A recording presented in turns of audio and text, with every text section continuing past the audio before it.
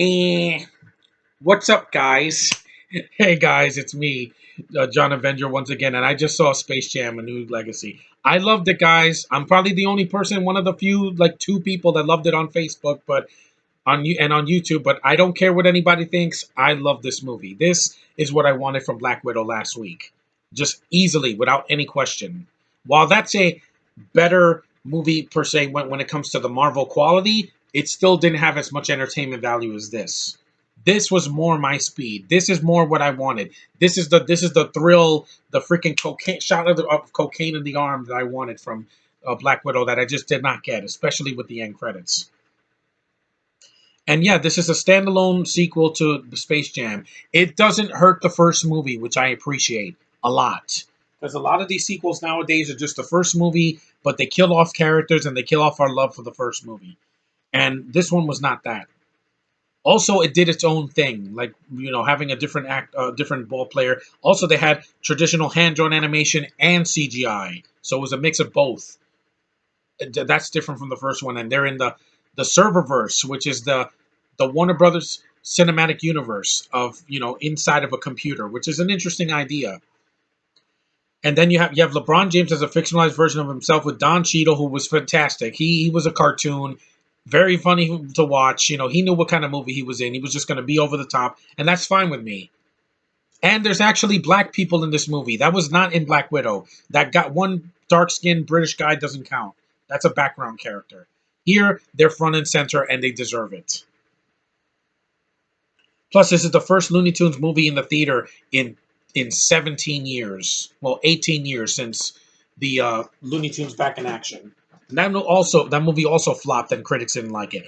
It's a movie. Looney Tunes shorts will always be the Looney Tunes shorts. Space Jam will always be Space Jam. Looney Tunes Back in Action and the Looney Tunes show will always be on their own and entertaining. If it entertains me, I am fine with it. I'm fine with defending this movie on YouTube. Shaniqua Martin Green, she did a good job as LeBron's wife. There's a lot of references to other films that I love. They showed Rick and Morty in this movie. I was laughing my ass off. I'm like, oh, this Rick and Morty. I love those characters so much. And they didn't curse, and there was nothing disgusting. They just said their lines like, Morty, look, it's the Looney Tunes. Oh my God, I see the Looney Tunes in my ship, Morty. And I'm like, yeah, but I didn't hear what they had to say because I was laughing so hard. The movie made me laugh a lot. And considering this had 6 writers, I was expecting the worst, guys. I'm like, oh, great. They're going to modernize the first movie and make a shitty sequel. I don't think it's shitty. I laughed. I had a smile on my face the whole time. As soon as Bugs pops out of that ground, sees LeBron as a cartoon, and says, what's up, Doc? I'm like, there, you got me. Tone set. It never gets super dark. It doesn't get boring. It doesn't have pep talks. The first 20 minutes were kind of slow, but once LeBron goes to Looney Tune land, the movie gets very entertaining. Critics praised the animation. Of course, it's stunning animation. You got a mix of the classic hand-drawn Looney Tunes and then there's CGI. They kind of look like in Detective Pikachu. They're fuzzy and they're more realistic. Yeah, it reminded me of that. The overuse of Warner Brothers IP, I'm like, you did the same thing in the Ready Player One, and that movie had Brit after Brit after Brit after Brit. This movie has no Brits in it. Congratulations, Warner Brothers, you finally did it. You gave the finger to Disney saying, yeah, we don't have to put Brits in all of our films. The only British, properties you get in this movie is Harry Potter and Game of Thrones, which I don't care about Game of Thrones. Harry Potter's good, but it's not my favorite franchise. It's good for the cast, and they're not in this movie. It's just references. But it has a plot. This is not a Seltzer and Freeberg movie where everything is a reference. There is no plot. It's just stupid references and have to spell it out for you. Here, you get to see it, and it's a visual spectacle. And I really, for entertainment value, this is in my top 10 of the year. Easily. I don't care what the people say. I love the Looney Tunes, guys. I really enjoy the first one. I love Looney Tunes Back in Action. I love the Looney Tunes show. I love the shorts. I love the other cartoons they did, like Duck Dodgers and Baby Looney Tunes. The Looney Tunes were a part of my childhood. So this was like my kind of film. This was like my Joker for 2021. Except it's not as violent and it's not R-rated, but it's a kid's movie. This is a lot better than Boss Baby and Doolittle last year, which nobody cared about Doolittle. That's why it flopped. And it is similar to the first one, but not in the same way. It's not beat for beat the first movie. but they reference the first movie a couple times. They got a nice there's a reference to Michael Jordan, but it's not the Jordan you're thinking about. But I don't want to spoil too much because there's some people who have not seen it yet. And basically, yeah, it's a fast-paced movie. It is longer than the first movie, which I do appreciate because I thought the first movie, the third act was a little bit rushed. Like when they get to the game, I'm like, wait a minute, they're already going to play the game already? I'm like, that was fast. I think this is a worthy companion piece to the first one. I will watch the first one and said, hey, let's pop in the sequel. And I enjoy this. A 3.7 my ass IMDb. You gave a higher rating to freaking Doolittle. You gave a higher rating to freaking Black Widow, which is a good movie, but it's not the great, craziness that I wanted from the MCU. After WandaVision and Falcon and the Winter Soldier proved that you can do it better on a small screen. Also, the movie was very colorful. It wasn't this dark, gritty stuff that DC's been trying to do for the past 10 years since Man of Steel. And I love the references, the Batman '60s theme and Superman from Superman Returns and the six and the Batman Returns and the Mask, and it was like a cosplaying wet dream, a cosplayer's wet dream. This movie, it really is. Is it better than Into the Spider Verse? No. That had deep, thought provoking dialogue. That had an interpersonal relationship between Miles and his father, and of course his uncle and his mother, and of course Gwen Stacy, and also that movie was more like in reality. The crazy shit doesn't happen till the second half. It's mostly just Miles' story. That's why it's more grounded. This is just crazy 101, and that's what I want. They're called Looney Tunes, not normal tunes. And I love the voice actors. They were really spot on. Jeff Bergman, always fantastic as Bugs. I'm glad that he came back after the Looney Tunes show. He does Sylvester as well, Yosemite Sam, Fred Flintstone, and Yogi Bear. Eric Bauza did a much better job as Daffy compared to, was it D. Bradley Baker? I didn't like his voice in the first one. That's the one voice actor in the first one I did not care for. He also did Porky, Foghorn Leghorn, Elmer, and Marvin. So they did multiple voices, just like Mel Blanc. Mel Blanc is proud of you guys for doing that. Zendaya did fine as Lola. Not much of a difference to me. She's just a lower key version of Kathy Soucie in the first one. Bob Bergen did Tweety. Always cute to watch Tweety. He has a few funny moments. Fred Taschiori did Taz. Most recordings. Jim Cummings did the blah, blah, blah, blah, from the Tasmania cartoon, which you saw. I love these cartoons, guys. Anytime a Looney Tune character got their own show or were in a Looney Tune show, I would watch it. Why? It's a staple of my childhood, just like Disney is with Mickey Mouse and Donald Duck and Goofy and all these other characters.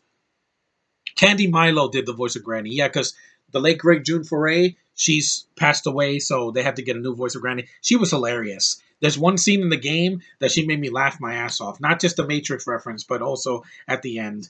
Pat Julian did the Roadrunner. Beep beep. Yeah. Also, you had the cast was really sound. Also, Rosario Dawson did the voice of Wonder Woman. Josh, this was not Gal because Gal was way too busy doing Red Notice and Death of the Nile, etc. And this was so much better than Gunpowder Milkshake. Oh my God. Why weren't you like this? I know you're R rated, but you don't have to be. R rating is not an excuse to make the movie stoic and boring. You have to have personality. If freaking Karen Gillian, who's done some crazy shit with Jumanji and the Guardians films, if she had more personality and was bouncing off the walls and enjoying killing these guys, it would have been more fun to watch. But her just doing just being a Terminator with no emotion and doesn't feel pain, that's not for me. These cartoon characters are for me. Justin Roiland, yeah, was Rick and Morty. That was fun to watch. That was a really good, but one of the best cameos in the movie. It just made me laugh my ass off. You also have other Looney Tune characters. You have Gossamer, who doesn't talk, so he has a few gags. You have Penelope Pussycat. Of course, she was there, but you didn't have Pepe Le Pew. It didn't make a difference to me. They gave more screen time to Granny and to Foghorn Leghorn and Sylvester and Tweety and etc. So it's most of the cast from the first movie. Wiley has a couple of moments that made me laugh where he puts up a sign like in the first movie. Yeah, it made me laugh. The Nurlucks, yeah, they cameo. And the Goon Squad, I like the CGI. Some people are going to say this movie's mental. It's what I wanted, guys. You cannot make a normal Looney Tunes movie because this is why Looney Tunes Back in Action flopped. I really enjoy that movie, but it had real people, more people in the movie talking to the cartoons, and some of them are just background cameos. Here, they're front and center once the 20 minutes have passed by. And this is not the worst movie of 2021. Kiss my American ass, Black Widow. Not Scarlett Johansson, Binto. You know who you are. And also freaking the next Bond movie, which is going to be longer than this by an hour and make no freaking sense and be a cartoon as well. And also Fast 9. That movie is a cartoon, and this is a real cartoon. Not, oh, we're gonna take LeBron and make him do crazy shit in the real world that doesn't make any sense. He's in the digital world. Anything is possible. No one ages here. It's the fountain of youth. You could be 75 years old and still act like a Looney Tune here on YouTube. Trust me, I know. And yeah, despite LeBron's best effort to make a winning team out of the Toon Squad, Space Jam: A New Legacy trades the zany meta humor of its predecessor for a shameless, tired exercise in IP-driven branding. It was funny. I laughed my ass off. That's wrong, sir. Rotten Tomatoes. If you give this a Razzie, you're stupid. Because the Razzies are dumb anyway. They didn't even give anything good this year. Doolittle should have gotten 11 of them, and they didn't. It's entertaining. Was I entertained from beginning to end? Yes. I like the message of, it's basically the Mitchells, but if it didn't have the gay shit put next to it, because where technology is taking over people's lives, everything is digital. People do things on the computer. They're always watching you. The algorithms of Facebook and Netflix and well, they didn't mention Netflix, but you know what I mean. It's all about the internet now, and I get it.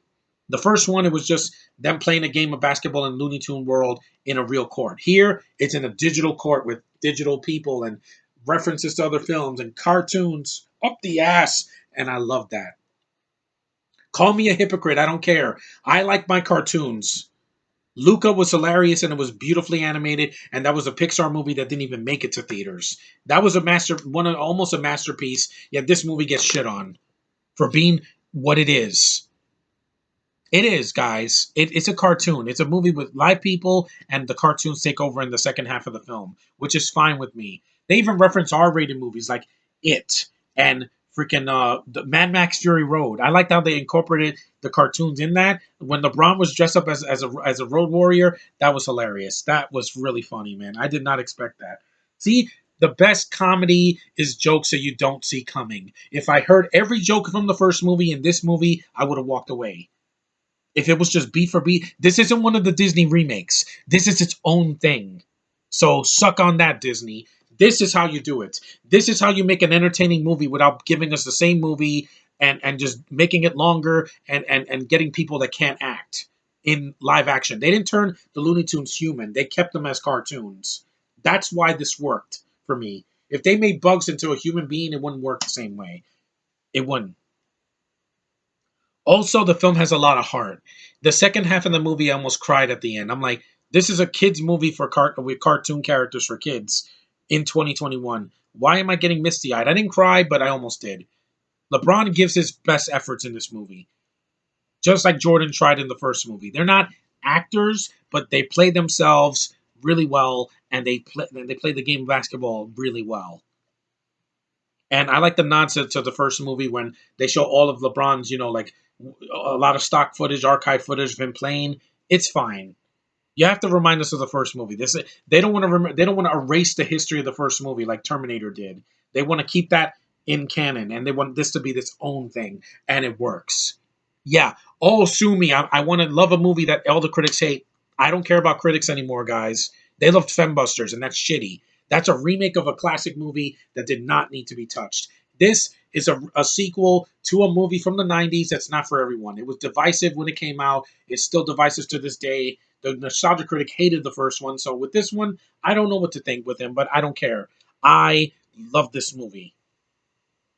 Easily. It's in my top 10 of the year. No question about it. Black Widow, you failed because you did not give me what I wanted. Yes, you had a great kick-ass lead with Scarlett Johansson. I like the action, and there's some Marvel feels here and there. But it was just not Endgame. It was not Far From Home. It wasn't the first Iron Man. It wasn't Black Panther. It wasn't Guardians. It wasn't even freaking Winter Soldier and Civil War, and it tried to be so badly. This movie wasn't trying to be the first film. It was a more digital version, and I love that about it. This with the first one, a great double bill for me. And throw in Looney Tunes back in action while you're at it. I love the classic Warner Brothers cartoons. I grew up with it. I still laugh my ass off every time I watch it on HBO Max. They're still some of the funniest things you'll ever see. And they never had to curse or have sexual jokes or have freaking gay agendas. It's comedy, real comedy. The slapstick in this movie made me laugh my ass off. And I know my friend Tevye hated it. I get it, dude. This isn't your year. This wasn't my year either. But this is the shot in the arm I needed after such a terrible freaking winter and a terrible freaking spring and a summer that was up and down. I had my high moments when I went back to the theater to see Detective Pikachu and Scrooge 2, but then I had my low moments like what happened last week. But there's always hope. Next week, I'm seeing Sonic the Hedgehog again, and I'm going to have laugh my ass off and have a great time because this is my summer. Last summer was stolen from me. This summer is I take it back by the balls, man. And yeah, the movie it entertained me it was almost 2 hours. I never felt it. I never was like, oh God, will you get to the cartoons already? And yeah, it is crazy, but this is the kind of crazy I wanted. If the Lego movie can get praise, and Into the Spider Verse, and freaking Who Framed Roger Rabbit, and also what other movies did this? Uh, that went to different worlds. Well, we all know Spider Man for No Way Home is going to be like this, except no cartoons. That's all. That's going to get a ton of praise, and yet it's the same movie. It's going to be a lot longer too. And you're gonna have a villain act like a cartoon if they don't have good writing. But this movie was fine. It made me laugh a lot. The first 5 minutes, I was like, okay, that's kind of funny. When Bugs shows up and there's a lot of references, I was laughing my ass off. That's what a comedy should do. It's not a hitman's bodyguard's wife. It's not that. This is way better because it's not a been there, done that sequel. It's done some different things and at least was fun to look at. Lots of colors, lots of crazy shit. The woo that I wanted to see in this movie, it delivered. It did not disappoint me.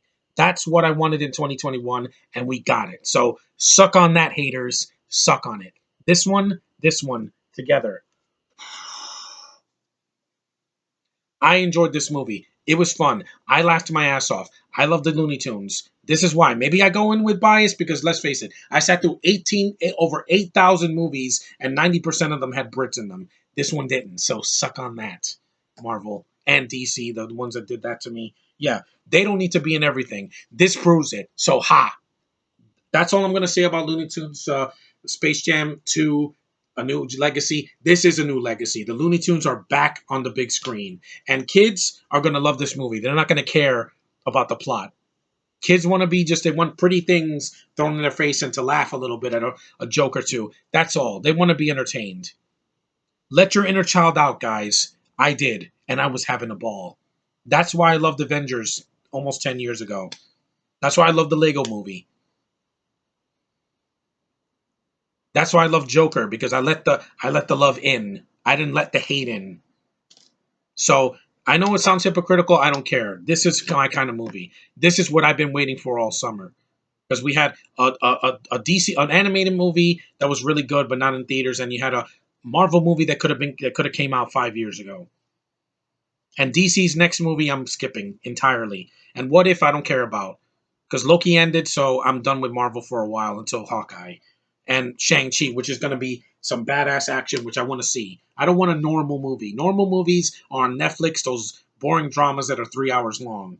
The freaking The Irishman, yeah, that's not a kind of movie for me. It's too freaking long. I just want to get to the point, get fast, throw all the rapid fire images in my face. I'm fine with it. I can take it. Thanks for watching. Take care. Superman for the win. The Looney Tunes scored again. Even if this film flops, I don't care. I watched it at home. I had a great time. And there was no asshole telling me to shut up. So suck it, guy that told me to shut up during Black Widow. This is how you do it. This is how I enjoy my movies. Ugh.